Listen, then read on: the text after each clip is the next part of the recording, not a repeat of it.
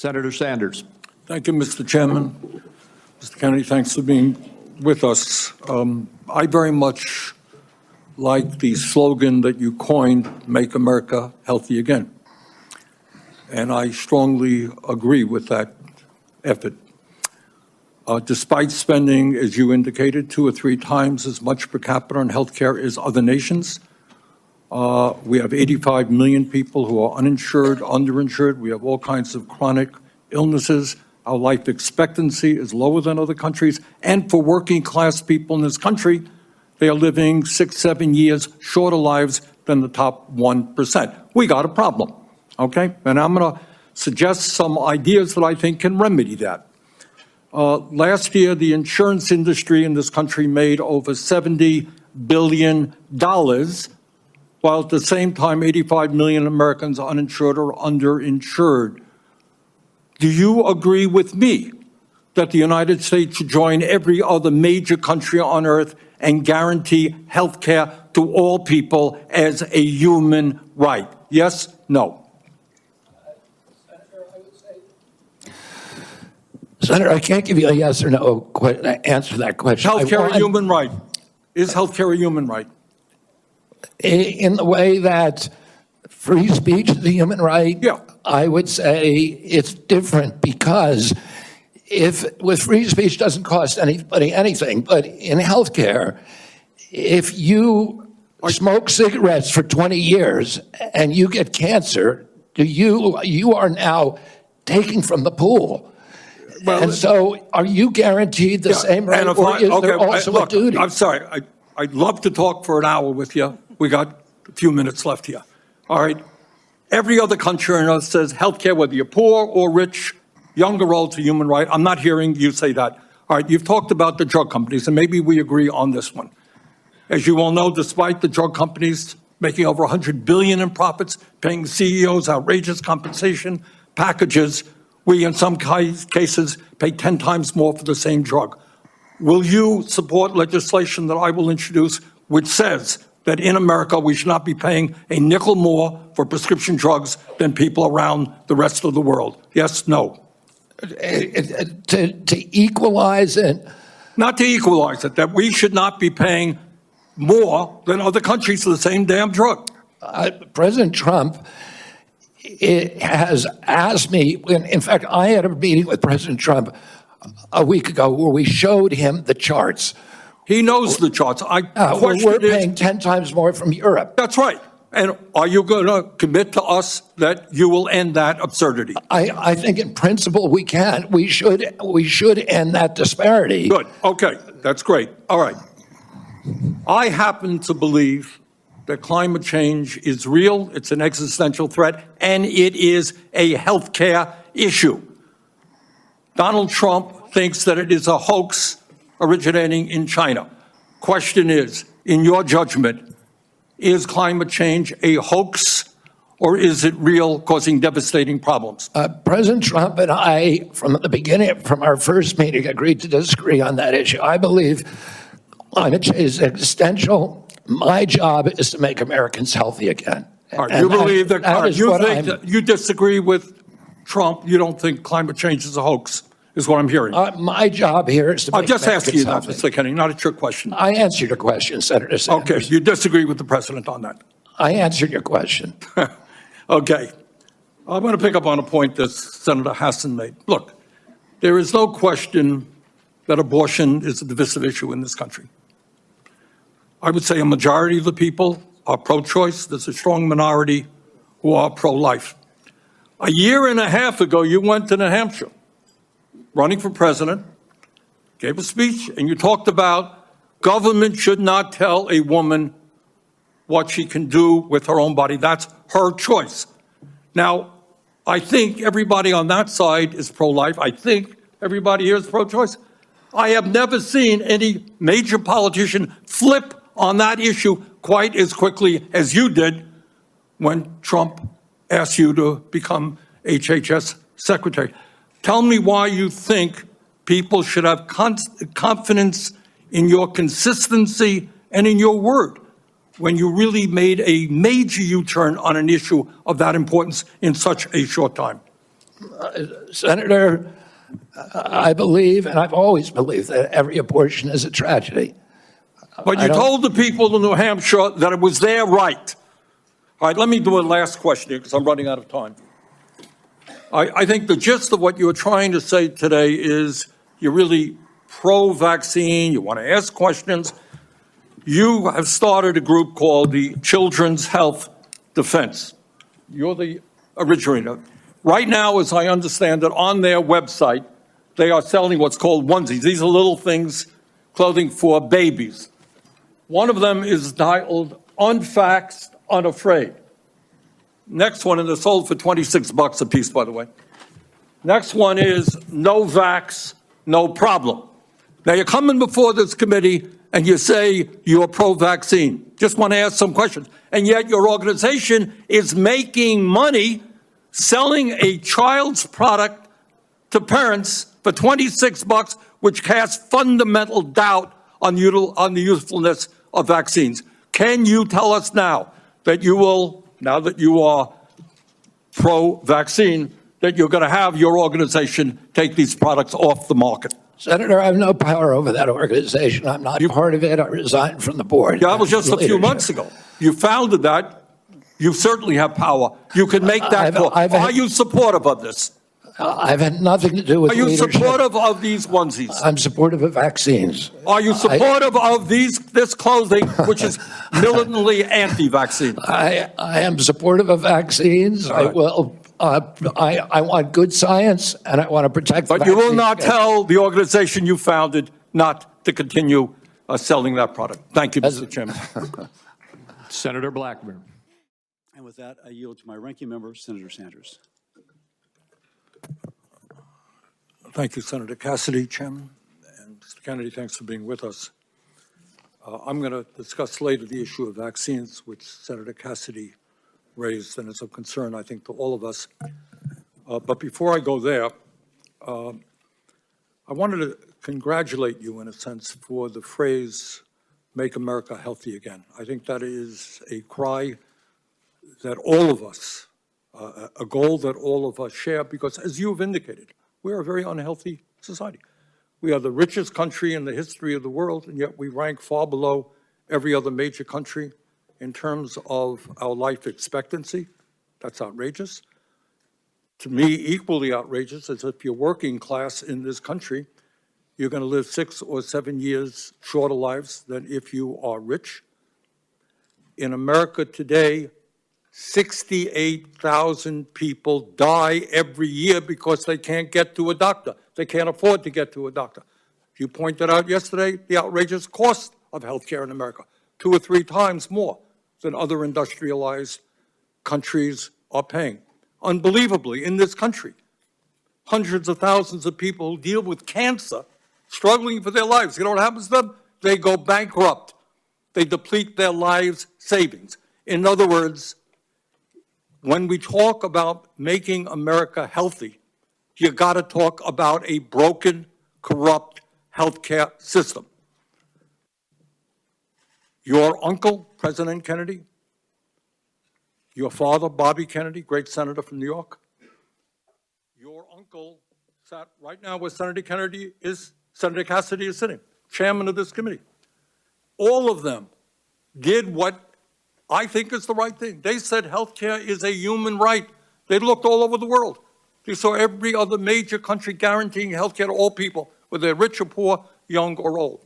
So I'm not quite sure how we can move to making America healthy again unless we have the guts to take on the insurance companies and the drug companies and guarantee healthcare to all people. I'll be asking you a question about that. Lowering the cost of prescription drugs. How do you make America healthy again if 1 out of 4 people in this country cannot afford the price of prescription drugs, which is far higher in America than any other country on earth? Under President Biden, we made some progress, and this committee played an active role in having Medicare begin for the first time negotiating the price of drugs that we are paying. And I'm going to ask you whether or not you will demand that President Trump follow what we accomplished here. We are the only major country on earth not to guarantee paid family and medical leave. Mr. Kennedy, there are women today who are having babies, then they got to go back to work in a week or two because they have no guaranteed paid family and medical leave. How do you have a healthy country when women are forced to go back to work, when women and men get fired because they stay home taking care of their sick kids? That's not making America healthy again. And I would go a little bit beyond the jurisdiction of Health and Human Services, but I think it's important. If you are working 50 or 60 hours a week, making 13, 14 bucks an hour, which is what millions of Americans are, can you be healthy? Will you join those of us who think that in the United States, wealthiest country on earth, people work 40 hours a week, they should not live in poverty, got to raise the minimum wage to a living wage? And lastly, and we discussed this very briefly, President Trump believes that climate change is a hoax. I happen to believe, and most Americans believe, and virtually the entire scientific community believes, that it is an existential threat to this planet. I don't know how you're going to make America healthy again, or keep the world healthy, when you have massive heat waves and droughts and floods and extreme weather disturbances. Louisiana had them, Vermont had them. That's not keeping America healthy. That's not within the jurisdiction of HHS.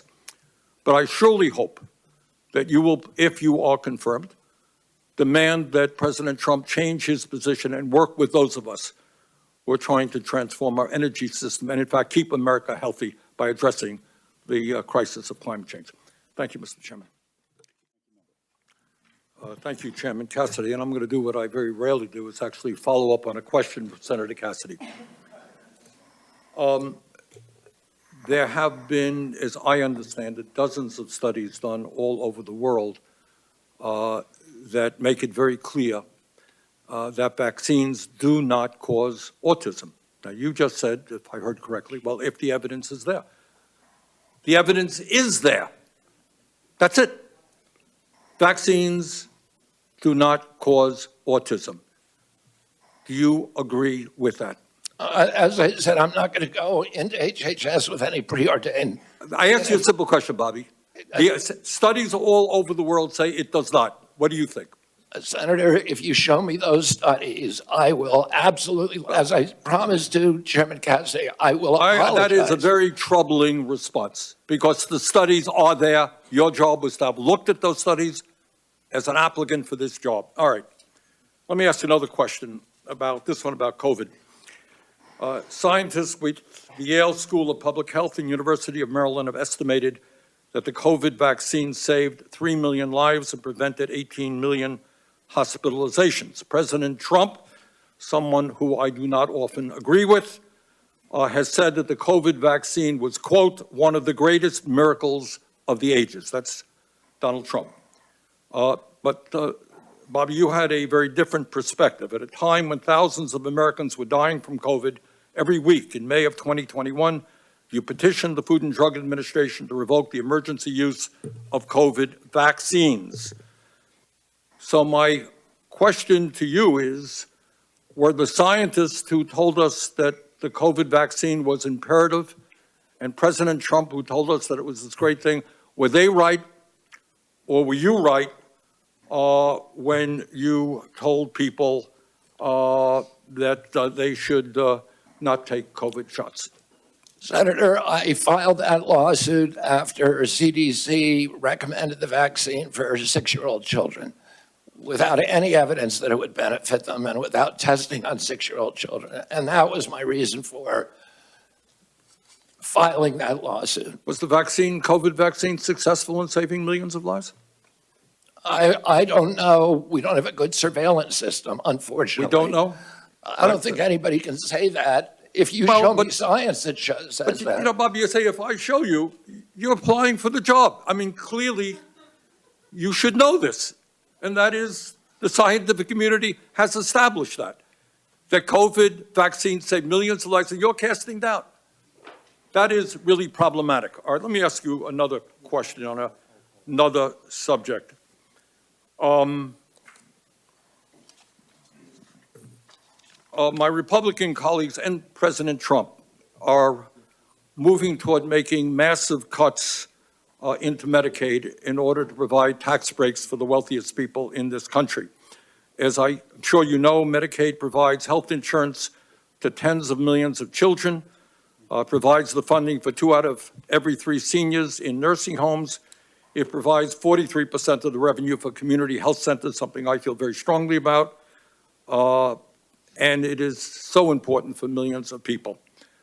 If confirmed, in terms of making America healthy again, will you stand up to the White House and say, no, we cannot throw millions of children off of health care, millions of elderly people out of nursing homes? We cannot cut Medicaid to give tax breaks to billionaires. President Trump has made no indication to me that he intends to throw millions of people out of nursing home or deprive people of their health care, Senator. We have a health care system that's broken. It's not working. You've been working on it your entire career. As Americans get less and less healthier, as premiums rose. Bobby, I believe the healthcare system is broken. We He has agree on asked that. me to fix it. But So do it you works fix for the it? American people. But my colleagues here, certainly in the House of Representatives, are prepared to make massive cuts in Medicaid. Now, I happen to believe in a Medicare for all system that guarantees health care to all people. Not what we're talking about. But in fact, there is serious discussion of massive cuts to Medicaid, which will have devastating harm on children, people in nursing homes. All I am asking you, if that proposal goes through, will you say, hey, you're not keeping America healthy by throwing children off of health care? Senator, I haven't seen any of the congressional proposals. I can only tell you what President Trump has told me, which is that he wants me to make Medicaid, Medicare, and Obamacare better. Well, if you haven't seen those proposals, I suggest you go to any newspaper. They're there. Thank you, Mr. Chairman.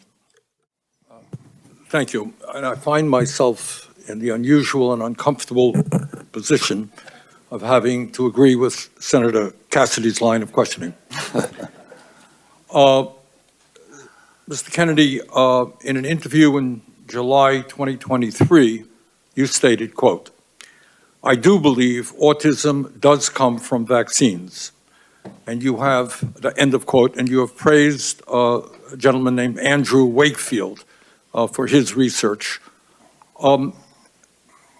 What studies, you talk about the need to be science-based, to get our information, good information to make decisions.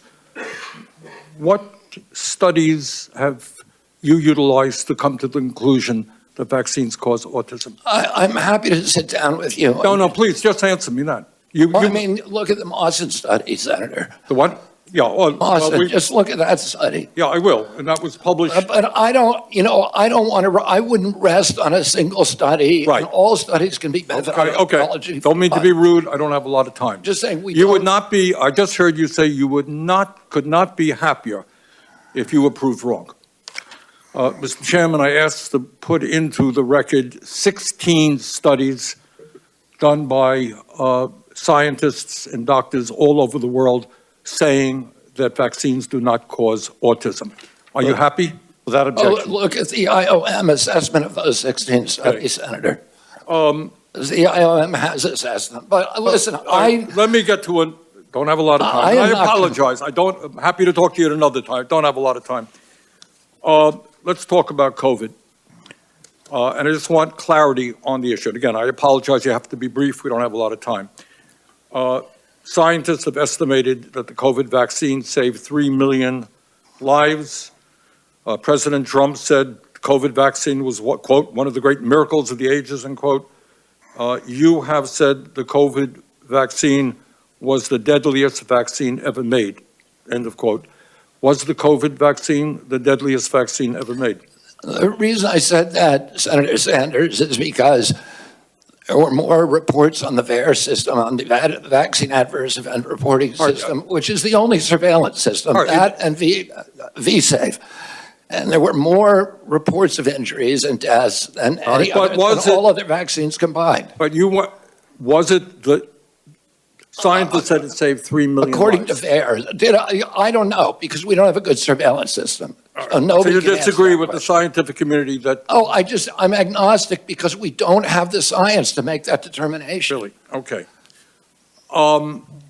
Prescription drug prices in America, as you know, And by the way, I think President Trump did an extraordinary job on warp speed because he wasn't just focusing on that one intervention. He was focusing He on called it a whole miracle, but you have cast doubts on its efficacy. All right. Prescription drugs. We're going to make America healthy. I agree with you that we have to need a revolution in the nature of food in America, physical exercise, et cetera. Very, very important. But there are people who are going to get sick, and they have to go to the doctor and find out why. 1 out of 4 Americans today cannot afford the prescription drugs their doctors prescribe because we pay by far the highest prices in the world for prescription drugs. We made some progress under the Biden administration of negotiating prescription drug prices with pharma. First time that's ever happened. Now, yesterday you told me that the White House was going to issue something affirming their support for continuing those Medicare negotiations. Turned out not to be quite accurate. They came up with some bland statement, could have been written by pharma. Very specific questions. Do you believe and will you insist that Medicare continue to negotiate prices with the pharmaceutical industry so we can substantially lower prescription drug costs in America? President Trump has made it very clear to me that he wants to negotiate. But negotiate is a big word, Bobby. It's a big word. It's the word you just used, Senator. Yeah, but no, I use defend a particular law. Will you defend the law in the Inflation Reduction Act, which already is negotiating prescription drug prices? President Trump wants us to negotiate drug price. He wants to But you're lower not- drug prices. So you're not telling me that you will defend the law that we passed, which has already had significant success? Well, the Congress, look, I'm going to comply with the law, Senator. Congress passed the law. I'm swearing an oath to the Constitution. I'm going to comply You're with the going to have a laws. significant influence on healthcare policy if you are. And I'm going to confirmed. comply with the laws. Let me just say this in conclusion, Chairman Cassidy. President Trump and Mr. Kennedy are quite right when they say that our system is broken. They're right. Our economic system today is broken. 3 people own more wealth than the bottom half of American society. Wages have been stagnant for American workers for 50 years. The economy is broken. You know what? Our political system is broken and corrupt. You have a handful of billionaires in both political parties who contribute huge amounts of money to elect candidates in this room throughout the United States Congress. That is a broken political system and a real threat to democracy. Our healthcare system is broken. And it's broken for some of the reasons that Mr. Kennedy indicated. We have not paid attention to the fact that we have massive amounts of chronic disease. We have not answered the question why in the richest country in the history of the world, our life expectancy is lower than it is in countries far poorer than we are. So I think in many ways, President Trump and Mr. Kennedy have asked some of the right questions. Problem is their answers will only make a bad situation worse. So let me ask Mr. Kennedy again. If we want to make America healthy, will you assure the American people that you will fight to do what every other major country on earth does, guarantee health care to every single American? I'm going to make America healthier than other countries in the world right now. Will we're the you sickest. guarantee do what every other major country does? That's a simple question, Bobby. And by the way, Bernie, the problem of corruption is not just in the federal agencies, it's in Congress too. Almost all the members of this panel are accepting, including yourself, are accepting millions of dollars from the pharmaceutical industry Oh, no, and no, no, protecting no, no, their interests. Oh, I thought that would come. No. I ran for president like you. I got millions Yeah, I know. and millions of contributions. They did not come from the executives, not one nickel of PAC money from the pharmaceutical industry. They came from workers. In 2020, you were the single largest Because I had receiver of full pharmaceutical money. contributions from workers all over this country. Workers, You were the not a nickel from corporate Bernie, you were PACs. the single largest acceptor of workers- pharmaceutical dollars. No, from workers in the industry. 1.5 million. Yeah, out of 200 million. All right, but You have not answered, last question. You have not answered my question. Mr. How the Chairman, heck we're do we 3 make minutes. Ask you a America- question. How do we We're- make he is- America Miss- healthy if you don't guarantee health Chairman, care we're to all literally people? 3 minutes over here now. Well, so are other How long people. does it keep going? At some time, you're just battering the witness, Not Bernie. battering the witnesses. I'm Yes, trying to you get are. an And answer. you're getting upset at him, you're going at him just like anybody else would. We'll come to order. Bernie, he's going over.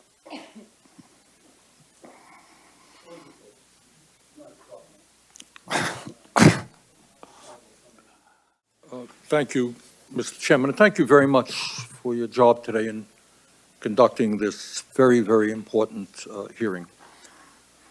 Let me reiterate my concerns. Every person on this panel, and I would hope everybody in America, wants to make us the healthiest country on earth. And I applaud Mr. Kennedy for raising the issues and talking about some very important truths. But what I am not hearing from him are some very specific policy issues that we absolutely need if we're going to make America healthy. It is unquestionable that when 68,000 Americans die because they can't afford to go to a doctor, you got to deal with that. And I have not heard one word about the need for universal health care that exists in every country on earth. When 1 out of 4 people can't afford prescription drugs because the pharmaceutical industry is ripping us off and charging us 10 times more in some cases than the people in other countries. I have not heard the definitive answer I need that we're not going to pay the highest prices in the world for prescription drugs. And one of the points I think that Mr. Kennedy made, which is right, healthcare is not just medical care. It's a lot more. Talk about the food industry. We have held a hearing, Senator Cassidy and I held a hearing a couple of months ago, where we made the point that the food industry is in fact poisoning our kids with addictive food that is leading to obesity, diabetes, heart conditions, etc. And I hope that our Congress and the White House will have the courage to take on a very powerful food industry and demand that the products that they sell our kids are in fact healthy and non-addictive. In many ways, what the food industry is doing today is what the tobacco industry did 50 or 60 years ago. And we talk about making America healthy today. Again, it's not just doctor care, medical care. We have millions of people working for starvation wages. You cannot be healthy if you're working 50 or 60 hours a week and you can't afford the rent that your landlord is charging you. Stress kills. Stress makes us sick. So, Mr. Chairman, let me just say this. I think the issues that have been raised in this hearing today are of enormous importance. I look forward to working with you and other members of this committee to make sure that we develop the policies that have the courage to take on very powerful and wealthy special interests. So, in fact, that we can make America healthy. Thank you. This concludes our hearing. For any senators who wish to ask additional questions, questions for the record will be due tomorrow on Friday, January 31st at 5 p.m.